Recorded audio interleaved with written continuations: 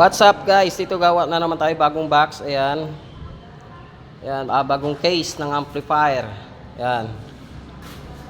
Ayan oh. Wala pang ano yan.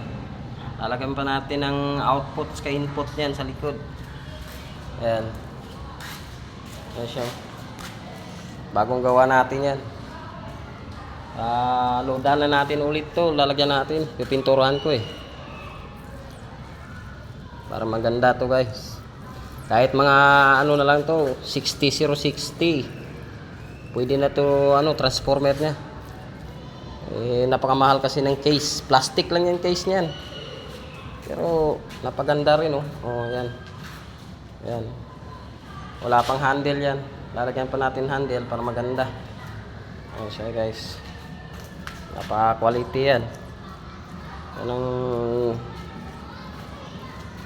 bago natin ano assemble ulit. Ayaw ko kasi bumili ng amplifier guys, gusto ko puro assemble lang gawa ko. Loadan natin to ng OCL mga 504. Order tayo sa Indonesia.